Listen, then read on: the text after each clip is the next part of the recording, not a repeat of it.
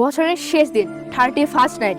আর এই দিনটি মানুষরা আনন্দ করে হই হুল্লোড়, যার মাধ্যমে নাচ গান, টাকা উড়ানো, নেশা করা, অশ্লীলতায় ভরে ওঠে, আর যা কখনো একজন মুসলমানের কাজ নয়। আল্লাহ তাআলা কখনো মুসলমানদের আনন্দ করতে নিষেধ করেনি। মুসলমানদের জন্য দুটি উৎসব নির্ধারিত হয়েছে, এক ঈদ উল ফিতর, দুই ঈদ উল আজহা। এছাড়াও কখনো কোনো আনন্দতে কখনো বাধা দেওয়া হয় না। কিন্তু এমন কোনো আনন্দ উৎসব করা যায় না যার মাধ্যমে আল্লাহ তাআলার অসন্তুষ্টির কাজ করা হয়, আল্লাহকে নারাজ করানো হয়।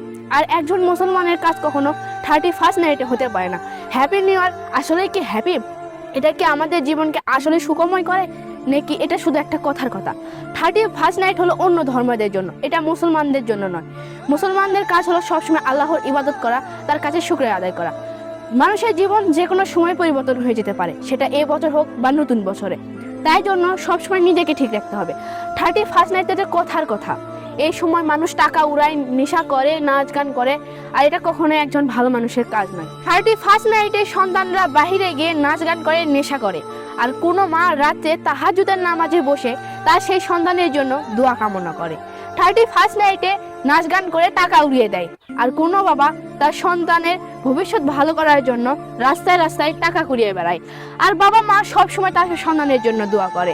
আর নতুন বছর মানেই যে নতুন জীবন তা কিন্তু নয়, দুঃখ কষ্ট মানেই জীবন।